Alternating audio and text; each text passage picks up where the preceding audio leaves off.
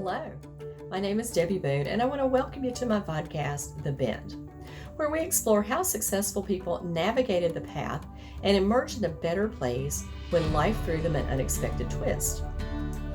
It's inspired by one of my favorite sayings: the bend in the road is not the end of the road unless you fail to make the curve. These conversations will hopefully help you and inspire you to embrace your personal bend and to flourish. I hope you enjoy it, and if you need help with your own personal navigation and you're in veterinary medicine, please feel free to reach out to me at Debbie Boone to Manage Vets Consulting. Enjoy the bend and be inspired by our wonderful guest. Welcome.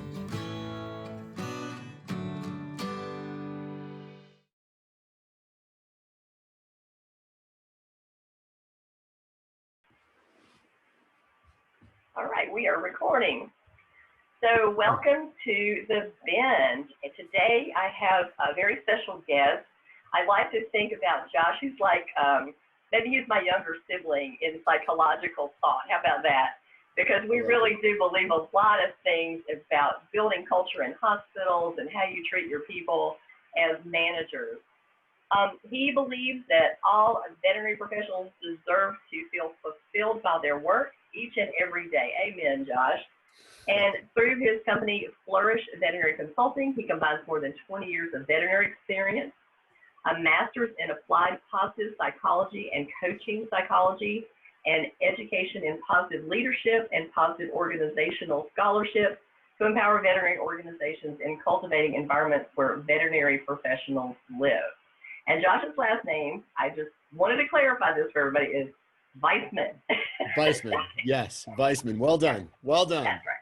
That's right. Mm-hmm. So, Josh, thanks so much for joining me today. I know you have a busy schedule. We're all doing a little different than our usual travel. So, we were doing a lot of virtual work from home. And I know that you didn't start out your profession in the veterinary space. So, when you were a kid, what was your original thoughts? What did you want to be when you grew up? Yeah, so actually this is actually kind of ironic. My mother moved recently, and so she found like a pile of, random tidbits from all of our childhoods, and she put them together in little boxes and gave them to us. And one of the things in there, I want to say it was in kindergarten. So I lived in Milwaukee at the time, and one of the local newspapers, they sent a reporter to our school to interview all the kindergartners to ask us, what do you want to be when you grow up? And somehow, like, my picture was part of this like story that was in the newspaper, and it listed all the kids in the class and what their response was. And believe it or not, my response was, I wanted to be like a professional singer, which is hilarious because if I start singing right now, I guarantee you that your subscriptions to this podcast will plummet. But yeah, apparently as a little kid, that was my dream. A professional singer. Yeah.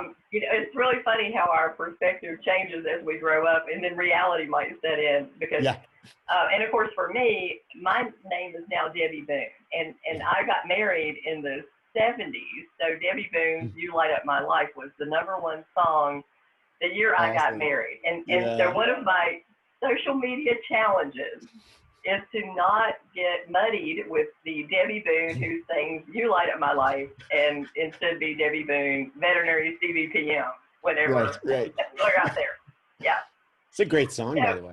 Yeah, well, yeah. I had to play at my wedding. I mean, it was too good to pass up, right? Of course. My husband said he married me and made me famous. Thank you very much for that. So, yeah. So when you were, growing up, since you obviously did not become the rock star that you dreamed of, what path did you follow? Because you have some interesting and I got to tell you, I'm so envious of your education because I think, I should have done that. I really should have done that. So what was the path that got you there? Yeah, so in high school, I was one of those kind of grungy kids with hair down to the bottom of my back, and I played guitar, and we had a heavy metal band, and I had this vision that, rather than be the singer, I was going to be a guitarist in some sort of famous heavy metal band. And so I ended up applying to Berklee College of Music, and I got like a probationary acceptance. I had to go for a summer semester right after I graduated high school to sort of like prove that I could hack it. And then if I got decent grades, then I would get accepted. And so I went out to Boston, and I was at Berklee College of Music for a summer semester. And I'll be honest with you, I hated it. I actually really totally hated it. I loved being in the Back Bay of Boston. It was such a great area.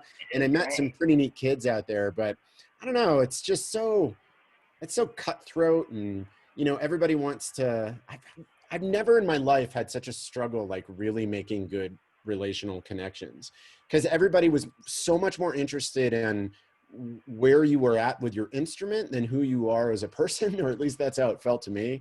And it really just kind of hammered home for me that this really is not a career path that I want to take. So I went back to Wisconsin, where I was living at the time. And I said, well, gosh, now what am I going to do? So I just went to a community college locally while I tried to figure out kind of my next steps, and ended up signing up for a philosophy class, an introduction to philosophy of all things. And the professor, Dr. Putman, such an amazing guy. That was just one of the best experiences I'd ever had in my entire educational path. And so I fell in love with the field and took all of the philosophy courses I could. When I moved out to Colorado and I started at the University of Colorado, that's what I declared as my major. I was going to get a philosophy degree. I had these grand visions of I was going to be the next chapter in the Philosophy 101 books, which, you know, I mean, it's pretty bombastic and self-aggrandizing, but that's, you know, when you're a philosopher, hey, somebody's got to do it, right? It might as well be you. Yeah. Yeah. So, so started taking all these philosophy courses, and I loved them. I loved just the, you know, the sitting in a room with really, really intelligent people and challenging each other in productive ways and having these, you know, deep, thoughtful conversations and really sort of mentally exploring the universe, if you will. Man, it just filled my cup. And I also, you know, in fairly short order, recognized that my options were be a professor or find another career. And so neither of those really seemed appealing to me through philosophy. And so I started looking at other things. My father is a doctor, so I grew up around medicine. We've always had animals, you know, the age-old story, right? So I started working at a veterinary hospital and thought maybe I'd go to vet school someday. So I finished the philosophy degree, but I took all of the, like, you know, biology and chemistry and all that stuff with some plans of going to vet school, which sort of quickly fell off the radar as I learned more and more about veterinary school and being a veterinarian. I don't really want to do that, but I do love working in this field. So I just kept at it, and eventually sort of stumbled into hospital ownership and management. I mean, literally, like one day I'm working as a tech. So you have to picture this. I'm a technician. I've just gotten a raise to get me up to $10 an hour, right? And I've been working at this hospital for, I don't know, 6 or 8 months, something like that. And there was a doctor there who, her husband owned another hospital in the area. And I had actually worked for him a few years prior. She comes to work one day, just like gleaming, super, super excited.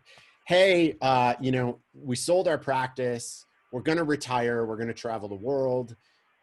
Who bought it? Oh, you know, 2 of the associates and 1 of our technicians. And I went, wait a second. Yeah. You don't have to be a veterinarian to own a veterinary hospital? Yeah. That's cool. Got onto Google, confirmed that it was true. Literally walked into the doctor's office, sat down next to one of my favorite docs and said, hey, you want to buy a vet hospital with me? And she was like, sure. And 6 months later, we bought a vet hospital. Oh my gosh. That was it. Serendipity. You know, yeah. Happy accidents happen to us all the time. And I'm like you, that was kind of my path too, because I always wanted to be a veterinarian. Starting at like age of 5, this was tunnel vision. This is what I was going to do. And when I applied to only one college, my mom was freaking out. She said, what if you don't get in? I went, I'm getting in. And it's a good thing I did. I mean, because I applied to NC State under, so I have a pre-vet animal science degree. But like you, after 4 years, I went, I don't want to go to school. I don't want to be a veterinarian anymore. More school. Yeah. More school. But I did just love the profession and started as a part-time receptionist, foot in the door kind of thing. And then, you know, here you go. But sometimes it's just the people who come into your life in these little serendipitous moments that it's the time to take the chance, right? It's the time to make the leap. And this is what I wanted to talk to you a lot today about, because so many people are afraid to take the chance. Sure.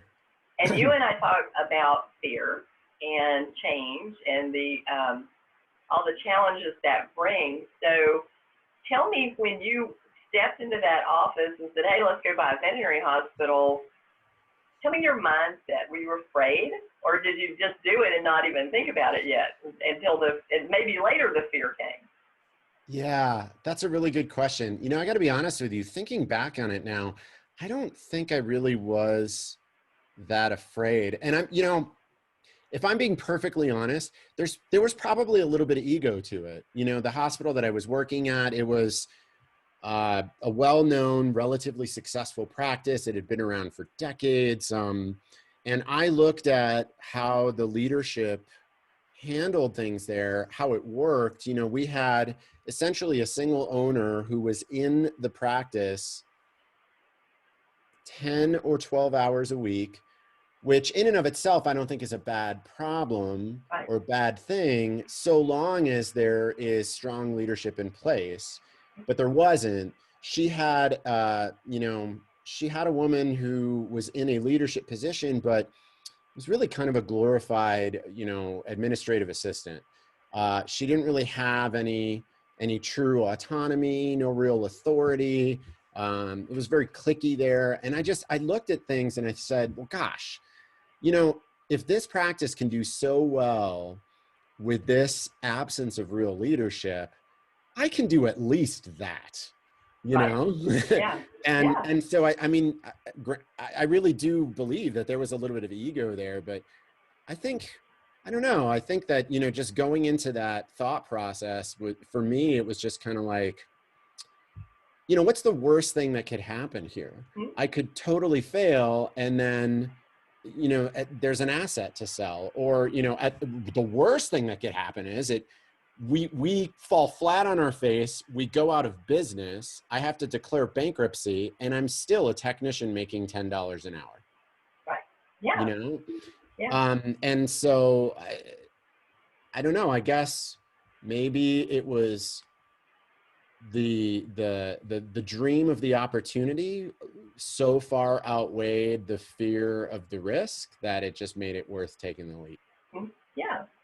Yeah.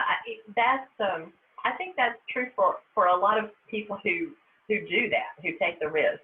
Yeah. And I think a lot of times so many people who have opportunities maybe come by, first of all, that maybe they don't recognize the opportunity, or they don't think they have the skill set to take advantage of the opportunity. And I think this is true for women more than men, because men will go, hey, screw it, I'm going for it, right? Sure. And women will go, well, I don't have quite all the boxes checked that is required for 100% of this opportunity, so maybe I won't do that. Yeah. And I think that we have got to, we have a major problem with perfectionism in veterinary medicine. Agreed. And sometimes good is good enough to take the chance, to do the thing. Yep. And then you'll figure it out as you go. But we want everything to be so perfect before we make a move that sometimes the moment passes. Yep. And we lose opportunity. So if you and I were coaching someone, we would coach them to say, what's the worst thing that can happen, right? Mm-hmm. You and I both talked about the story we tell ourselves. And this is Yeah. a huge part of the story we tell ourselves is, I'm not enough, I can't do it. Uh-huh. And, you know, everybody started from that position of not knowing everything they know. And you and I have both grown consulting practices from ground zero. Yeah. And when that first day you go and go, well, I don't know what I'm going to do, but I'm going to do something. And I've got some knowledge here, and I'm going to put it out there for people, and maybe they'll think that's worthwhile. So let's do that. Yeah. So I do know that let's talk a little bit about this building this hospital and what happened, your curve in the road. Sure. So we bought this practice, and it ended up being myself and two veterinarians. And we ended up buying the hospital. It was a practice that had existed for about 25 years. But the owner was kind of struggling to keep associates. And that was his sort of, you know, succession plan was to hire an associate, train them up, sell the practice to them, but he couldn't really keep associates in the practice. So we ended up selling it publicly. So when we bought it, it was essentially a one doctor hospital. And it had 3 consecutive years of declining revenue. Now, part of that was because he had 2 associates, you know, for a full year, 3 years prior, lost the associate about a third of the way through that second year. And then the third year was just him the whole year. So we come in with 2 doctors trying to take a 1-doctor hospital and build it up to 2 doctors as quickly as possible. And yeah, I mean, it was a bit of a rough road. All of us took substantial pay cuts. We didn't really pay ourselves for the first 3 months. You know, there were challenges that came along with that, just like any entrepreneurial endeavor. But over time, it built up, and you know, within 3 years, we were not just turning a profit, but hiring associates. You know, increasing the size of the staff. And when I left after about 5 years, we'd actually reached triple revenue from when we bought the hospital. So, so the fair market value, the valuation came in at just over double, about two and a quarter times what we paid for it when I left and sold my equity. So it was, yeah, it was you know, a success from every sort of external metric that you would have, and it's something that I'm incredibly proud of. But I look back on it now and I realize that while it was a success, it wasn't all the success that it could have been. I think that a lot of the decisions that I made as a partner and as a leader and as a human being were not the very best. And, you know, I got very much caught up in chasing sort of your standard objective public definition of success, and started to really lose sight of my own personal values and, you know, how I believe in being as a human being and as a leader, as a positive leader. And that sort of took me down a path that ended up resulting in kind of a big crash and burn, which I think is kind of what you're getting at with that curve in the road. So yeah, that curve in the road. Yeah. So, you know, we had a lot of success there, and I, for me, it was a realization that, you know, I was kind of a validation. I was right. I can do this at least as good as others. And in some ways, maybe even better. And man, if I can do it at 1, why not do it at 2 or 3 or 4? So, yeah, so that's what I started to explore, was opportunities to get into multi-hospital ownership. And you know, I got really interested in public speaking, consulting work, so on and so forth. And I'd made some great connections in the field. And one of them, who became a friend, you know, came to me with this opportunity to buy into a hospital in Cheyenne, which is about 75 miles north of where I live. And so I jumped at the opportunity. And I wanted to bring my partners in from the other practice, but they were just not interested. They very much were content with, this is, you know, where the hospital was, the workload that they had, the amount of money that they were making, all of that stuff. They didn't want to rock the boat at all. And so we agreed to amicably part ways. That's when I sold my equity there. And then I moved on to this other opportunity. And it was a lot of negotiation. And finally, we got introduced to, through another mutual colleague in the field, got introduced to the Startup Consolidating Group. And we all met and you know, started talking about this practice in Cheyenne. And these guys had been looking at the field for the last 2 or 3 years, and finally decided that they wanted to create this consolidator and start buying hospitals. And their model was to partner with on-site owners. And so since I was local and my friend, you know, was also involved in this, it made sense. We all got together and bought the hospital as a partnership. And then I started commuting to this practice, 75 miles from my house. Now, this hospital, objectively, on paper, was an incredible opportunity, vastly underperforming, had existed, you know, in the community for over 30 years. So it had a reputation, some of which was good, some of which was bad, but it was a known. Unknown, very known. Mm-hmm. Yeah, and you know, was just ripe for better leadership. And so I had this idea, this vision, that I was going to, you know, kind of sweep in and turn the culture around and build up this practice into an incredible success. And in some ways it was the first full 12 months that we were there was the highest gross revenue in the hospital's history. So, you know, so we did make a difference on the business side of things, but there were a lot of decisions that I made, a lot of approaches that I took, a lot of things that I said yes to when my gut said say no, or vice versa, that I look back on now and I would have done differently. And all of that combined, those bad decisions, commuting 2.5 to 3 hours a day, doing not a great job of turning this negative culture around in the practice, not being on the same page with the prior owner who we retained as a full-time employee, having a little bit different perspective and approach from my partners, and then just working way too much. So running this hospital 7 days a week, trying to do some consulting work as well, trying to help the consolidating group identify new acquisition opportunities, help them with due diligence, flying out to some of these practices, doing some training. The joke I tell is, of the 168 hours in any given week, I worked about 200. I mean, it was insane. It was not at all sustainable.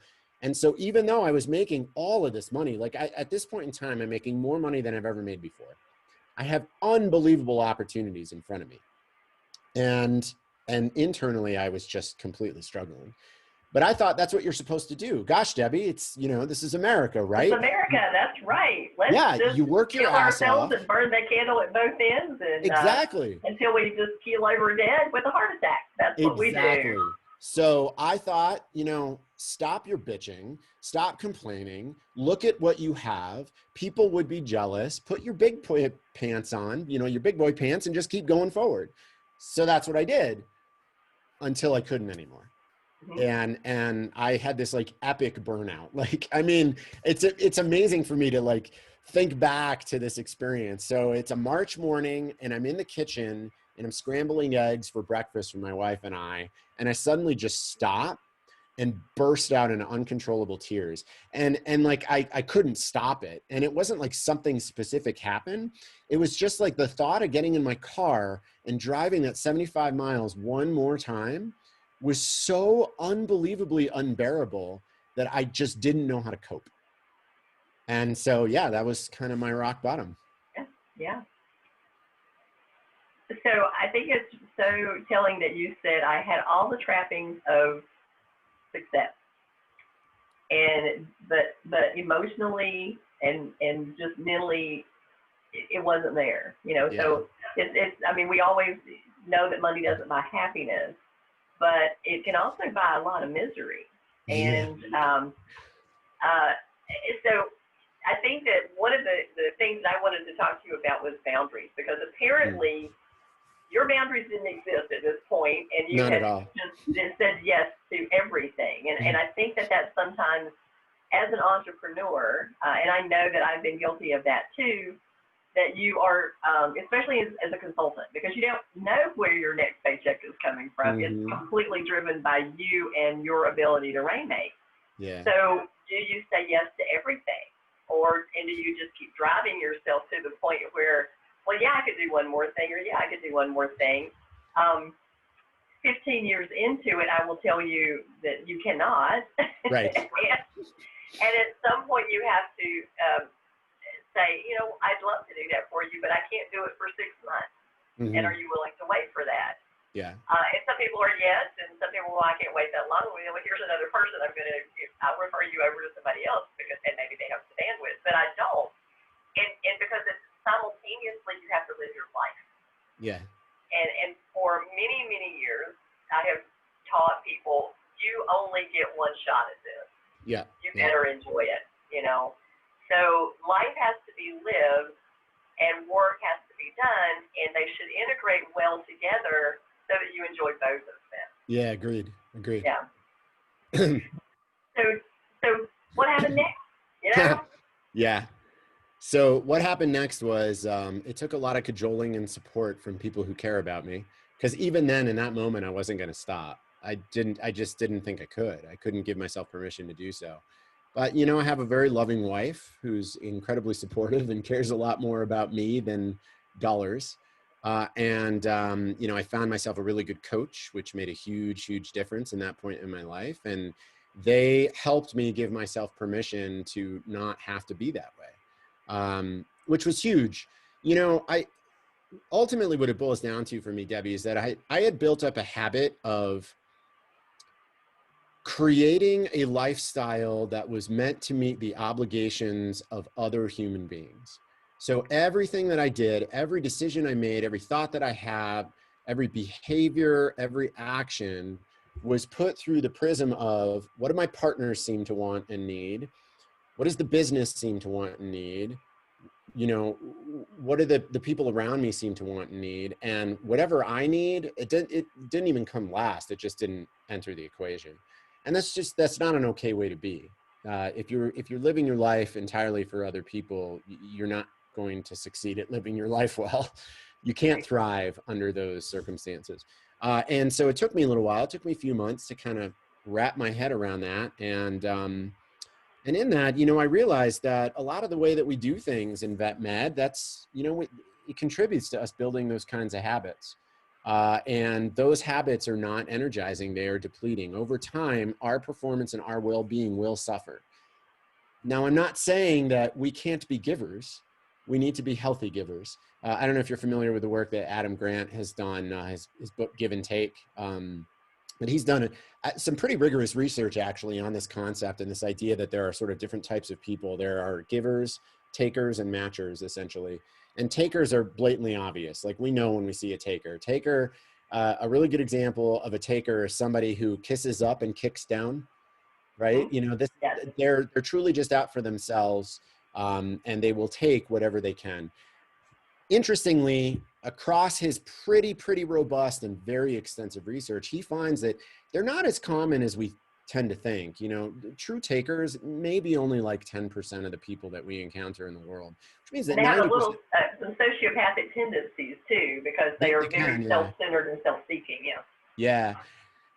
The bulk of people are what we call matchers. And so these are the people who they're going to, you know, the energy that they give off is in direct response to the energy that they get. So when you have a bunch of matchers in a team, in an organization, in a community with a taker, they will turn into takers. You remove the taker and replace it with a giver, and they will all turn into givers.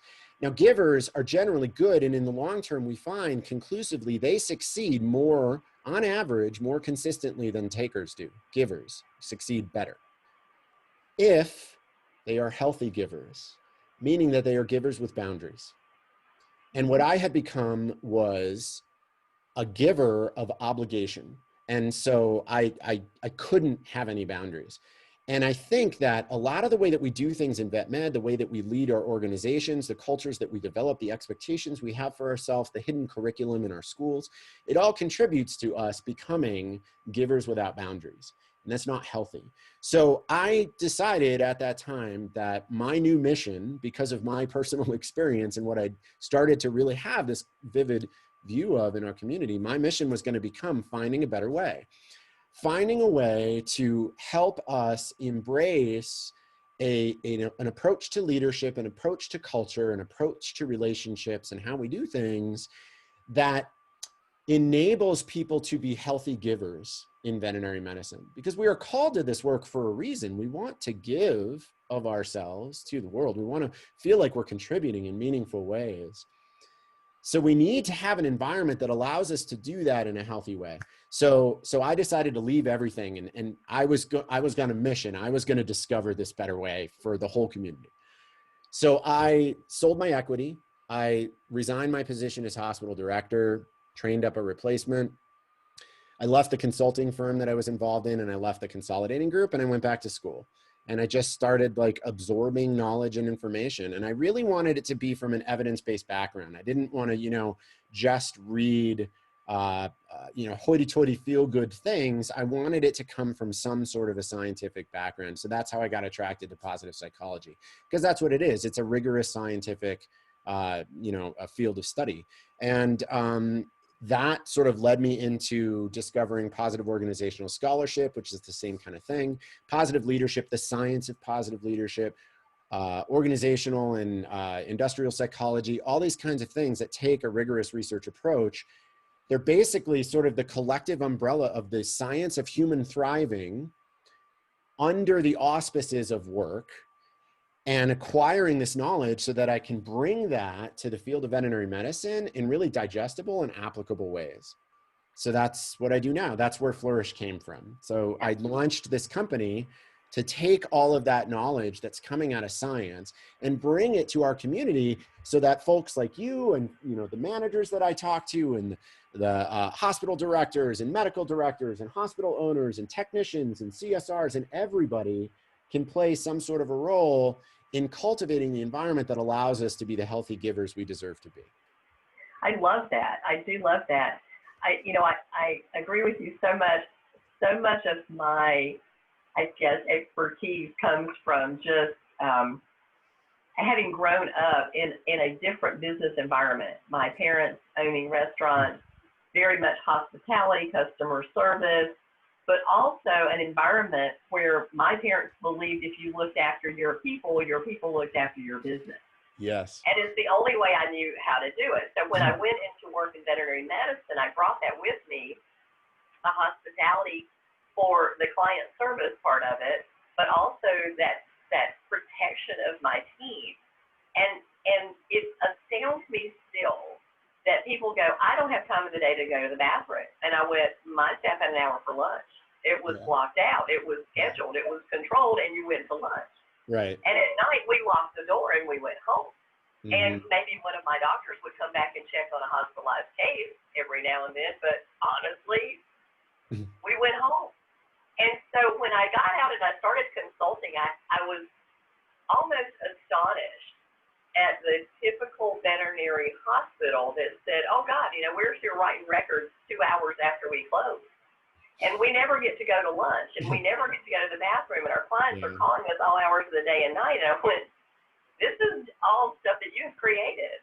And, this is a runaway horse, and we control the reins, but we don't think we do. Yeah.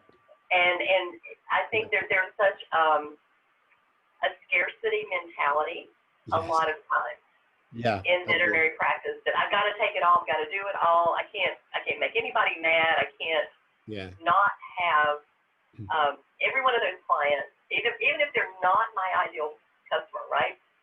So I'm taking them all. And all that does is just exactly what you experience. You just wake up one day and you're completely fried because you can't do all that.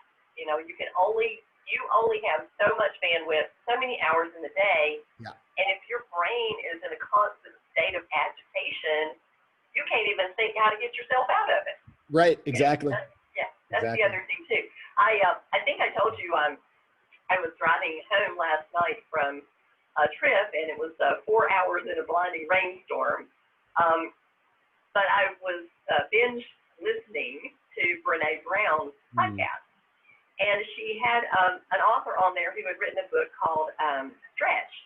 And I don't know if you've read it. I haven't read it, but I will read it. I will read it now. But it talked about stretching and chasing. So stretching allows us to, take a break and mentally figure out where our next step is or what creative thing that we can do to improve. And chasing is what we were talking about when we first started our businesses.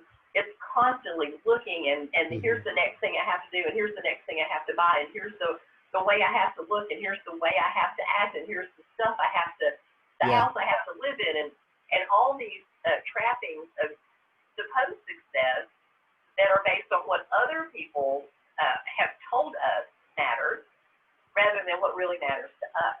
Yep. So, these are sometimes lessons learned. I mean, I'm old. I just learned some stuff. So, and you have wonderful education and life experience that showed us that stuff. So the goal of this whole podcast is that we share that stuff with other people so they don't have to screw up like we did. Yeah. Right? Yeah. Just learn this stuff from us. So when you made that change and you decided to go back to school and how did you, what were your thought processes there? And did you say, okay, I've got to gather information before I can really start moving forward with what I'm going to do next? Yeah. So I'll tell you, probably the biggest thing that made an impact on me was the support system I had around me. I think that, we consistently see, it's interesting now to look back on it, having gotten the education. When we look at research in resiliency, we consistently see over and over and over again across thousands of studies on, resiliency in human beings that the most resilient people are never resilient alone. You know, you don't bounce back from adversity all by yourself. We have this like vision of, you know, sort of like the superhero leader, you Yes. know, this big, strong person Yes. who can handle anything. But even that, like, look at, you know, I love to talk about the Avengers, right? Like, look at the Avengers movie. And I know it's like, you know, it's made up and whatever, but I think it's a great analogy for this. You know, the Avengers, with all of their individual superpowers and might and strength, in the face of their greatest adversity, Thanos, could not win by themselves. They had to find a way to all come together and support and boost each other to have this great victory in, you know, Avengers Endgame. And that's exactly what we see in human beings. So there's absolutely no way that I would have even been able to approach this curve in the road, this bend, in a healthy and productive way if I hadn't had the wherewithal to reach out to the people that care about me and share these things with them, take in their perspective, garner their support, actually ask for it, you know? So I think that was probably the biggest thing for me. And one of the major things for me, you know, listen, I'll admit, I like to think of myself as a pretty progressive, you know, well-educated, somewhat Renaissance thinking, you know, kind of guy. But I'm also a white middle-class male who grew up in America. Like, you know, there are some implicit biases that I am constantly battling. One of which is that I'm the man in the house, and you know, I should be bringing in the dough and doing all these kinds of things. And so, to even envision giving up that stuff, like I felt like I had to get permission from my wife, you know, which was the easiest thing in the world to do. Yeah. Because all that she cared about was my well-being. She's, you know, I mean, she literally said to me at one point, I don't care if you don't make a single dollar. This is not sustainable for you.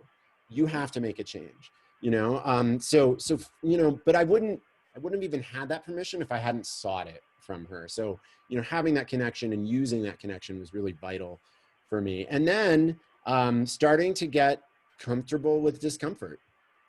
You know, and the discomfort of a little bit of uncertainty, not really knowing what my next steps were going to be, and recognizing that I'm not going to be able to see through, you know, the clouds if I can't give myself the opportunity for the clouds to clear. And so that's why I made, you know, I could have made the decision of going to my partners and being like, something needs to change. How can we find a middle ground? But it really became obvious to me that I literally could not see the other side of the storm unless I left the storm. So that's what I decided to do, and give myself that space of like, okay, let's take a little bit of time and, you know, reevaluate and take some freedom to kind of explore a few different things and see what the next steps might be. I'll tell you something that was really awesome, totally unexpected, not something I even considered, but when it happened, so unbelievably validating. So I sat down with my partners. I told them about my decision. You know, we took a few months for me to train a replacement, go through the process of, you know, stepping away from all this stuff. I had my last day on site at the hospital, came home at the end of that day. 2 weeks later, it's the morning. My wife's getting ready for work. I'm standing in the doorway of the closet while she's kind of finishing up. We're not even talking. Like, I'm just leaning in the closet doorway, looking at her. She stops what she's doing. She looks at me and she says these words: "Holy shit, I have my husband back." Yay. That was it. Yay. That was all I needed. I made the right decision, right? Mm-hmm. And then everything thereafter was like, okay, this is going to be all right. Yeah. Well, I love what you said about, you know, talking to people, and that you had kind of this posse around you. And one of the discussion points that we have a lot on this show is about your network. Yeah. And about gathering people around you that will support you, but they'll also tell you honestly when you're screwing up, you know. And for me, I have you know, several people that I've worked with over the years, and one of our fellow friends is just Dad Chuck. Dr. Chuck Kaiser has been a mentor to me from probably close to day one. But and my husband is absolutely involved in this, because he'll say, okay, it's enough. You've done enough. Turn the computer off. Yeah. We're going on a night run. Get out. You have been in this house for like 10 straight hours. Get out of the house. So sometimes he's just he's like my traffic cop, you know. Yeah. We're done for the day, and you're going to take off. So I think having this network of people around you is extremely important.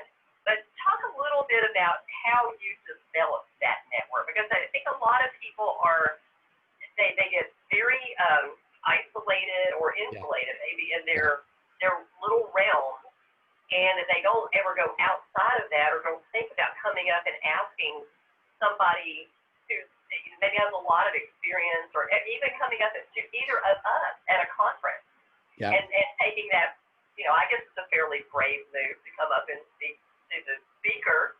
I don't think so. I'm sure you don't.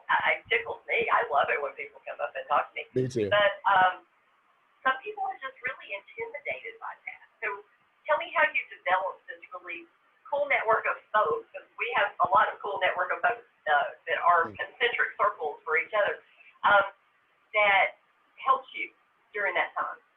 Yeah. I think that's just something that I've always done, is develop a network of people in my life. I really seek out opportunities to meet interesting people, and gain different perspectives. And I think I have a natural affinity to people who share similar values.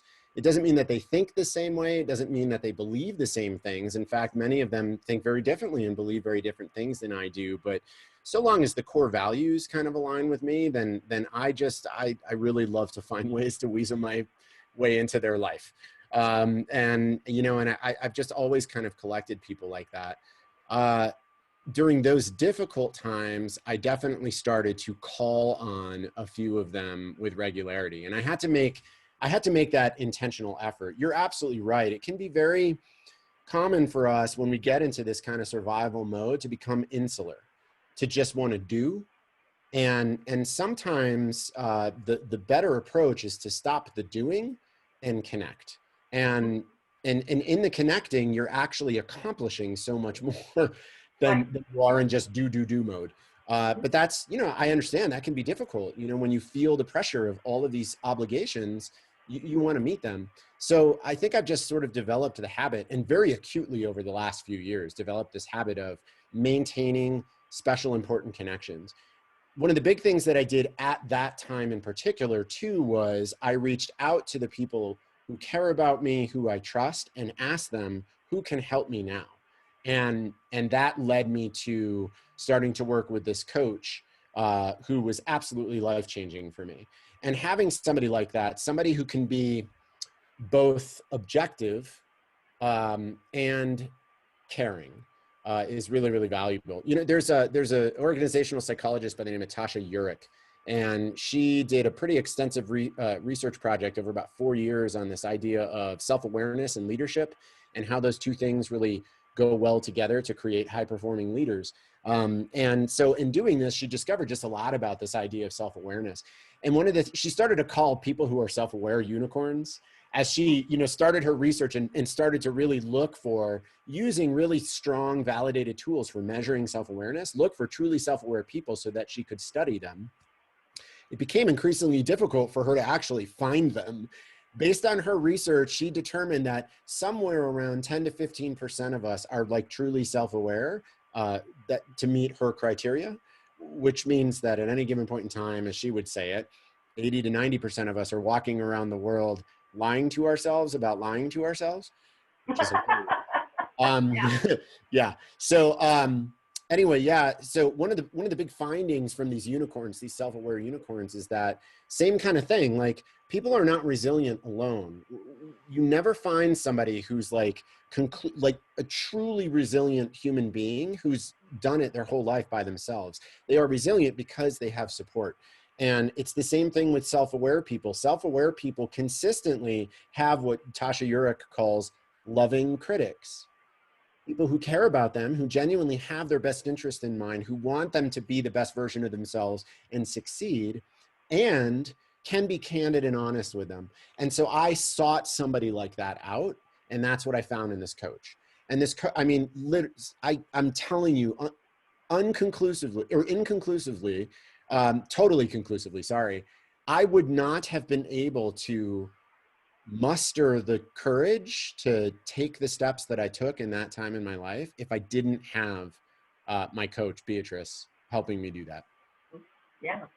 Well, you know, not everybody sort of has the luxury of having a coach or afford a coach, for one thing. But I do think that we all have the ability to read. And I've always been a voracious reader my entire life. And so much of this information is available if you are open-minded and are seeking awareness of yourself. Yeah. You know, I have a lot of friends who are people of color. I see that you've got the multiracial, I think that, or is it the Black TV Network? Yeah. We've dressed, we did our dress code today. So we are Black people.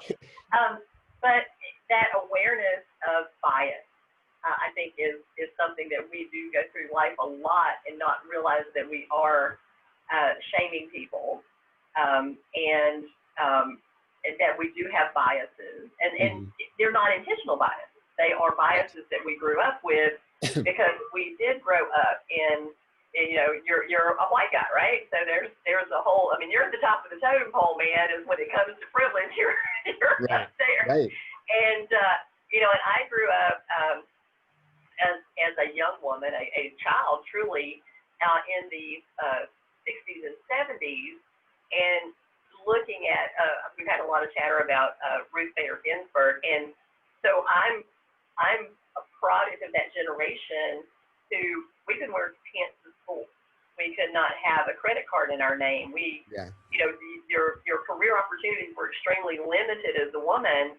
And so I've always been kind of a feminist, which gave my parents a few gray hairs, but it still is the way it is because it was not fair. You know, I have a great sense of fairness, I think, and that seemed incredibly unfair to me. And I also grew up in a restaurant in the kitchen is surrounded by people of color. So, you know, that was sort of my norm to be very comfortable around people who were not like me or didn't look like me. And those are a product of childhood. So I say, okay, these are blessings for me, but I realized that other people, you know, didn't do that. So in order to overcome our biases, we have to realize they exist. Yeah. And we have biases that say I can't do that, or biases that say, well, I'm only a, which drives me crazy when people say I'm only or just a tech or just a CSR. So I can't possibly go and do anything else because this is all I can do. So we are so self-limiting when we are having this conversation in our head.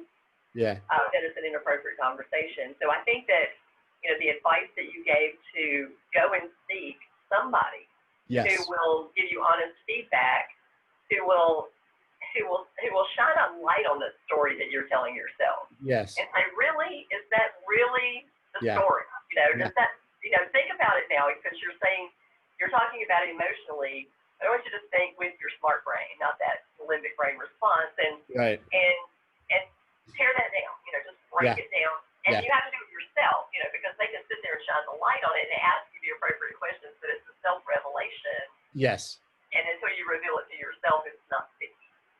Absolutely. Yeah. You made a great point, Debbie. You said that not everybody has the luxury or can afford to get a coach. And you're 100% right. Not everybody can do that. That was the best way for me at that time. And I had the wherewithal. I had time to do it. And I had the financial ability to do it. But ultimately what it was just, I needed somebody who could be that loving critic. And so when you said, find somebody, anybody who can be honest and candid with you, and do it in a way because it's coming from a place that they care about your success. They really genuinely want you to be the best version of yourself, because anyone can find a critic. I mean, it's easy to find somebody who could be critical of us. It's the combination of the two. It's they're being critical and they have our best interest in mind. And we believe that. So I think anybody can do this. Anybody can find this. If you're in a place that you feel stuck, that you're feeling like you're struggling, that you're considering taking a bend or, you know, going around a curve, yeah, find somebody who you know cares about you and ask them, implore them, give them permission to be candid. Yeah, I mean, that's something all of us can do. Debbie, listen, I'm having this really difficult time. I want to share a story with you. I want to tell you what I'm thinking, what I'm feeling. I know you care about me. So I want you to also add some honest feedback to this, and I will be open to it. Now, here's my story, and then see what happens. And then We can all do that. Yeah. Yeah, we can all benefit from that. So I wanted to ask you,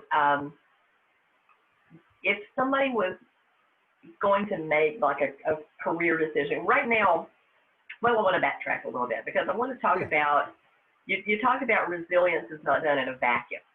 Mm-hmm. And one of the challenges that we have right now is our typical, let's say our posse, we can't touch each other. We can't be together. Sure. And a lot of the work I've been called and asked to do here recently has to do with conflict resolution because everybody's just on this anxiety trip. Yeah. And it seems like the very least little thing is setting them off, and the limbic brain response is just taking them into places that nobody wants to go, and they don't even want to go there, but it's just because they're so reactive at this moment. Tell me what you think as far as, you know, we are constantly, you and I are in many of the same Facebook management groups. I've had managers say, I've fired more clients this week than I have fired in my career. Yeah. Tell me what your perspective is about, you know, this resilience, about our lack of having all those people around us, about the trauma to our humanness, that lack of being able to go and be with people is having on our population. Yeah, that's a great question. So I'll tell you, it's interesting. One of the presentations that I routinely do, a lot of the work that I do is on training on psychological resiliency, and I have done more resilience webinars in the past 6 months than in the prior 2.5 years. Yeah, and it's been great. And a lot of the messages that seem to be resonating are things like this. First of all, I really want to encourage everybody, and I got to be honest with you, one of the side benefits that I have of training on this work is that I'm also training myself constantly, because I am not perfect at it either. I'm definitely not the world's most resilient person. I also am feeling the anxiety and the uncertainty and the struggle that's going on. I also feel detached. I mean, just yesterday I had an epic tantrum all over, like, you know, just like silly little things that if I shared the story with you, you'd be like, seriously? He's one of those clients, yeah. Yeah, exactly. Yeah, and so I think that that's actually the first place for all of us to start. And I try and share this message every time I talk about resilience. I know that it's become cliche to talk about 2020 as unprecedented, but there's truth to every cliche. Nobody gave us an instruction manual for living through a global pandemic in one of the most contentious election years during some unbelievable social upheaval. Nobody gave us the instructions for that. There is not a checklist of like, okay, if we do 1, 2, and 3, we'll be golden. Like, we're all trying to get through this craziness without having any experience on how to do it. And so because it's unprecedented times, I really think it's very important that we all suspend our normal expectations of ourselves. It's totally unfair to expect each of us, to expect myself, for you to expect yourself to be the best version of yourself in the middle of a year that's felt like a decade. Like, that's not fair. So you've got to suspend your normal expectations of yourself. That's step one. Step two is to adopt a just like me mentality. If you're suspending the normal expectations for yourself, you also need to be able to do it for others and recognize that they are struggling just like me. They have opinions, perspectives, and beliefs just like me. They are worthy of respect, inclusion, value, and appreciation, just like me. And if we can start to have that kind of internal dialogue, gosh, we have made the first step towards building the bridge of resiliency. It's a great lesson in empathy. Let us stand in the other person's shoes.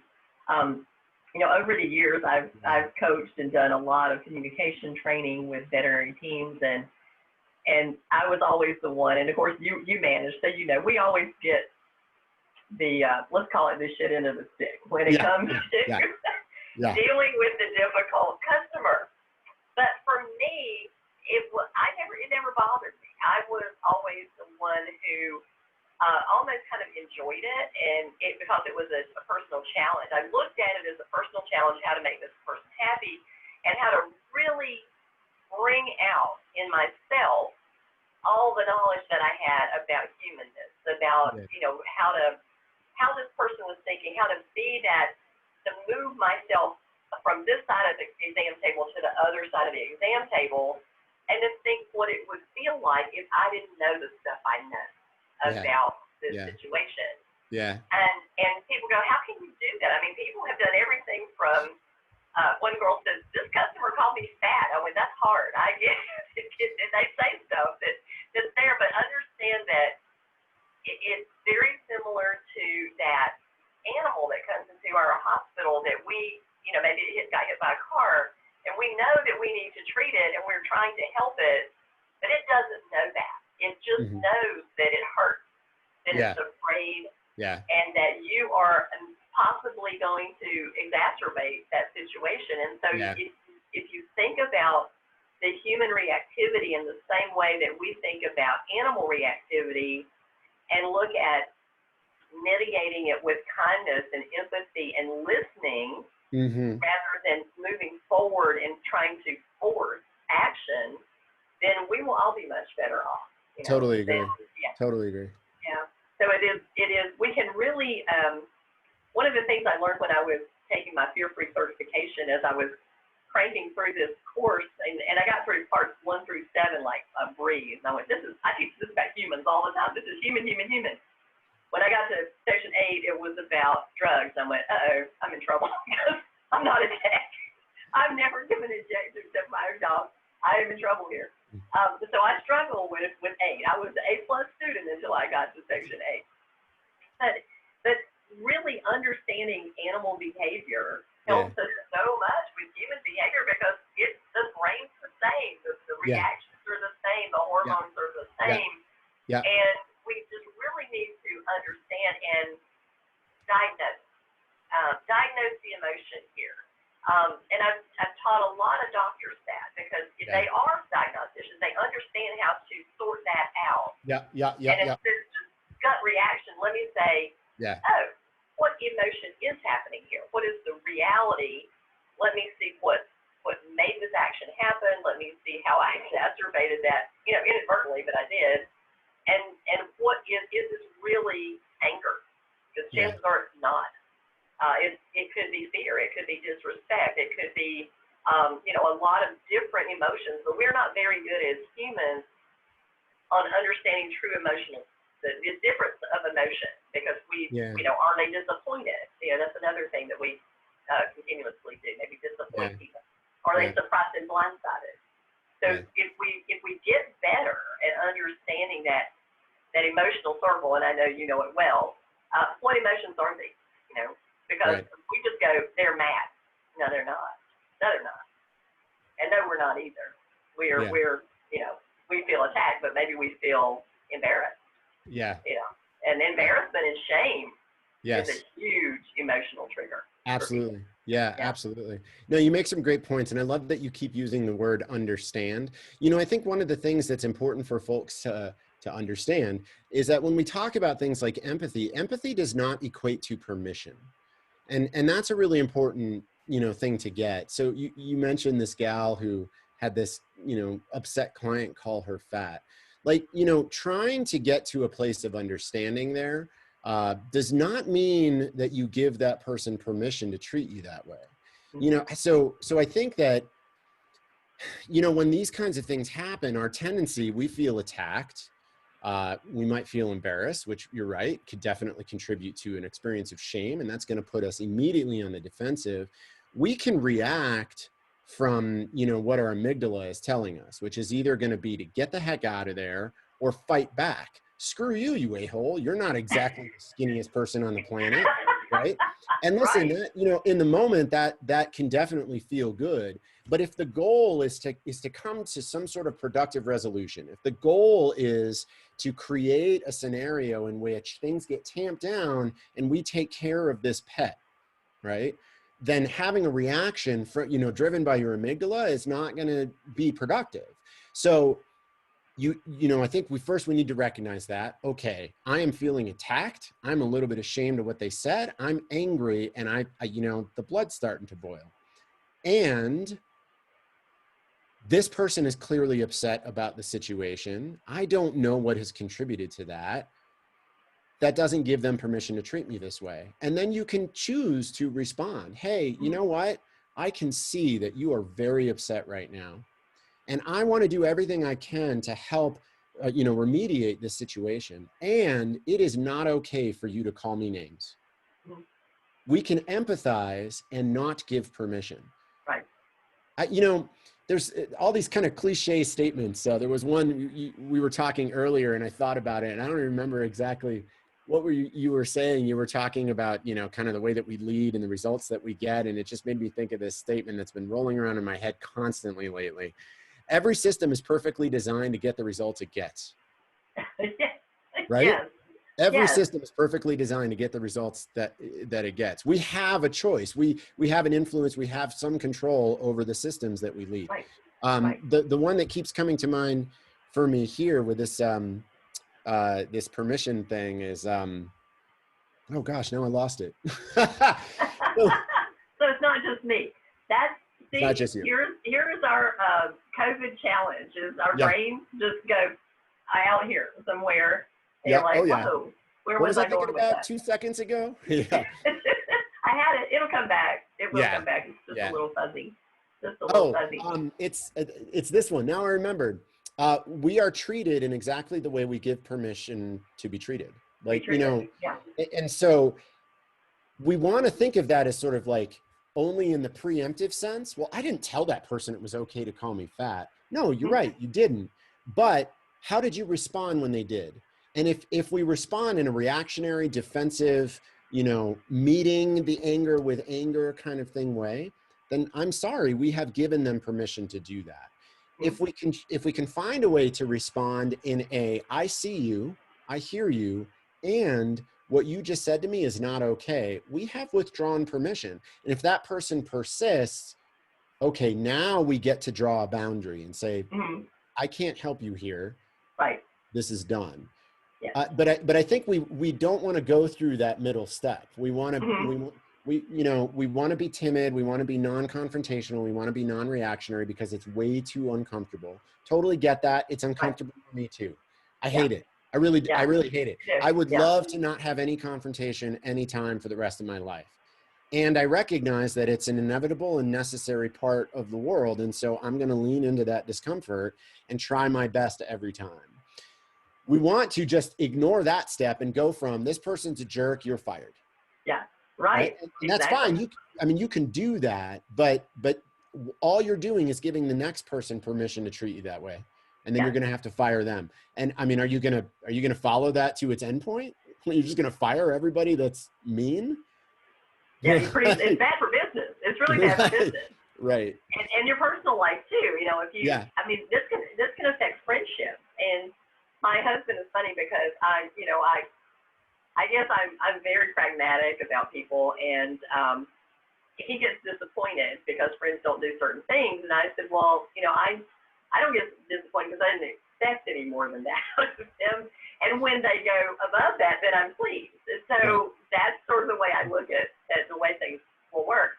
But I love what you said about the goal. What is the goal of this conversation? Because if this is a person who has chronically abused everybody in your hospital, then that goal is get the road jack.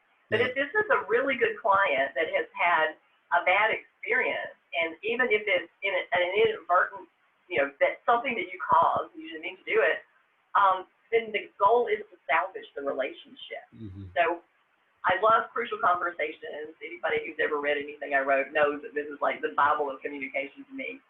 And they do say, what is the goal of the conversation? What do you want the outcome to be? And if you decide that outcome, then how would you act?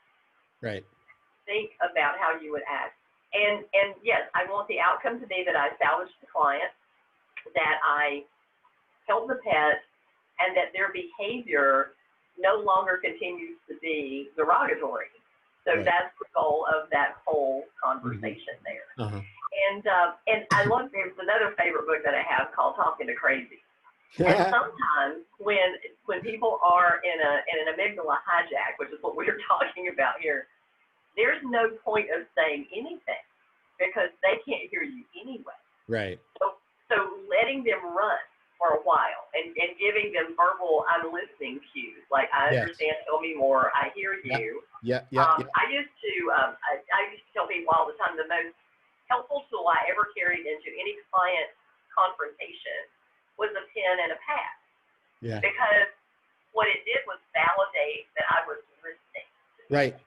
Right. And I had somebody look at me one day and go, "You're going to write this down?" And I said, "I absolutely am, because I didn't want it to happen to you, and I sure don't want it to happen to anybody else. So I'm making notes, and I want to hear your entire story, and I'm just going to sit here and listen. And please tell me your story." And then they completely, you can watch their body language go, "Oh, it's not a battle anymore." Uh-huh. And I think sometimes we approach these things as a battle to be won. Yeah. Rather than a negotiation, so that both of us come out feeling okay about it. We might win, but we're all right. We're all right. So John, I mean, we could talk about this stuff forever. I know that we could, because this is just like, oh my God, this is better than crazy. So let's talk about any final words of wisdom you would like to give to people who are facing either, a chosen, because you had a chosen bend in your road and said, I'm done. Yeah. But sometimes people have these bends in the road that life just says, guess what's happening to you today? Yeah. Bang. So how would you give words of wisdom about just managing your personal emotions through these challenging times? Yeah. So I have become a huge fan of a very, very small word in the English language. It is only 3 letters, and it is unbelievably powerful. And the word is "and." I think that we want to believe that we're either resilient or we're not. We're either tough and we can hack it, or we're just a failure at getting through, persevering, or overcoming things. And what I want to encourage people to start training your mind to think is not in either ors, but in ands. It is absolutely normal and okay to be terrified of a bend in the road, and right? It is totally fine to say, this is really scary. This risk feels like something I might not be able to handle. And what else is here? And what do I have some control over? And where can I make some influence? And how might it work out well? So it's okay to have both. It's really interesting. We also tend to think of ourselves as sort of having a singular emotion, as if there's it's an on-off switch and only one switch can be on. So if I'm happy, then nothing else can be happening, right? And actually what we find pretty conclusively through the research is that it is very, very common for us to have both positive and negative emotions at exactly the same time. So allow yourself permission to do that. Allow yourself to feel the terror, feel the fear, feel the uncertainty, and explore what else is there. I like that. Honestly, I think that's probably the best thing that any of us can do to boost our resilience. Realize there's not just one thing. There's always the and. Always the and. Yeah. You mentioned fear, and a lot of our behavior is based in fear. Mm-hmm. And there's this a really favorite quote, and it's from a movie, and it is Will Smith, and he says to a child in this movie, "Fear isn't real. Danger is real. Yeah. Fear is what we make up in our mind." Yeah. And so Yeah. many times these fears are false. Danger is real. If you're going to get bitten by a dog, that's dangerous. Right. But, being fearful that, every dog is going to attack you is not real, right? Yeah. It's not real. Yeah. Well, you mentioned Brene Brown earlier. You're a big Brene Brown fan. So this will absolutely resonate with you because she says it all the time. You cannot be courageous without fear. Yeah. Courage is not the absence of fear. Courage is action despite fear. Yeah. On my desk for more than 20 years, I have had a little sign that says, "Courage is fear that has said its prayers." Oh, that's great. I love it. I love it. It sits right here on my desk, and I'm a breast cancer survivor. I was diagnosed 19 years ago, and I saw that, and I made it, and it has traveled with me for 19 years through several offices, and it sits under the glass on my desk. Oh, I love it. Yeah. So Josh, please tell us anything about your company, how people can get in touch with you. And of course, at the end of this, we're going to put your information up so that people can give you a shout out if they would be so moved. If you have a favorite quote, a favorite book, we'd love that information too. And so I'll let you take a moment to add a little insight there. Yeah, absolutely. As far as a favorite book, I've got about 1,000 of them. So I'm struggling to, I'm just looking around to see what's on my desk right now so I can share one. Oh, I've got a good one for you. Actually, this one's good. I was just writing about this. The Upside of Stress. This is based on various psychology, neuroscience research, primarily Aaliyah Crum and Kelly McGonigal out of Stanford, on the actual psychological and physiological benefits of stress, that it turns out that stress is not all bad. I'll give you just a little bit of a tidbit. In 1993, a huge survey was conducted, 30,000 US adults from across the country. They asked a variety of questions. One of the things they did was scored them for their experiences of stress in the prior year. Another thing they did was ask them the question, do you believe that stress is bad for your health? 8 years later, they looked at medical record, they looked at public records to see who was still alive. And not surprisingly, the people who had experienced the most stress the year prior to this survey had a 43% higher chance of premature or early mortality. So 43% more likely to have died in that 8-year period. That doesn't surprise us. However, when you parsed out by their response of stress is bad for your health, the amount of stress that they experienced had no difference. The people who had the highest levels of stress, if they said, no, I don't think stress is necessarily bad for you, their risk of death was no different than the people who had the lowest amount of stress. Yeah, really fascinating stuff. Wow. So it's a great book. My company, so Flourish Veterinary Consulting, we exist for the sole purpose of taking the science of human thriving and bringing it to the veterinary community in applicable and digestible ways. The primary focus of the work that we do is on educating veterinary leaders, however you choose to define that, in the science of positive leadership. How do we cultivate a positive, productive, high-performing culture in our practices that brings out the best in the people that are there, so that they thrive in their work? So that's the bulk of what we do. We do education, speaking, consulting on how do you actually craft that into your environment, build these practices, learn how to do that. A lot of what relates to those kinds of things, we do a ton of measurement. Coming from a business ownership and management background, I firmly subscribe to the belief that you cannot effectively manage what you are not measuring. If you don't have some sort of a number behind what it is you're trying to impact, then you may as well be blind and drunk in the dark throwing darts. Like, you're guessing, totally guessing. So, so we provide those tools. So we take, most of us are really good at measuring the financial metrics. We provide tools for measuring the human metrics. How do we actually look at key people indicators, give ourselves a baseline, come up with interventions, apply these practices in the culture, in our leadership, and then remeasure later, just like we would, a dog that's ADR. So we do a lot of that too. Folks want to find out more, they can find the website. It's flourish.vet, flourish.vet. Yeah, that's probably the spiel. All right, good. All right. Well, thank you again so much for joining me today. It's been a blast, and we'll have to do it again sometime, and we'll talk a little bit about maybe post COVID, we might find out a little bit more about how we manage resilience to come through all this. Yeah, I just kind of look at it and say, this too shall pass. But you're right, there's no roadmap for this one. As I was talking to you earlier about Brene Brown, she said we've met the 6-month mark. And traditionally, in any kind of new endeavor or challenge, when you get to the 6-month mark, is when you hit the wall. Yeah. And we do manage to get through it. But one of the things that you mentioned earlier, it struck me. She said we are trying to clean up the hurricane in the eye of the storm.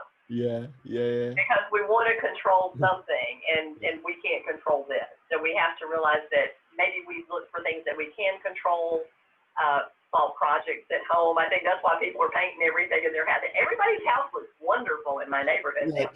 Right. So there's always these projects going on, but this is something that we can control. So, just look for something that you can control out there in the world, and realize that you are not alone in your anxiety, and that sharing that with others and having that resilience and reaching out to other people, your resilience network, is going to be really important to your mental and your physical health in the future as we go forward. So thank you so much. I've enjoyed it. Again, Josh Vaisman, Flourish Veterinary Consulting. Thank you. It's been a blast.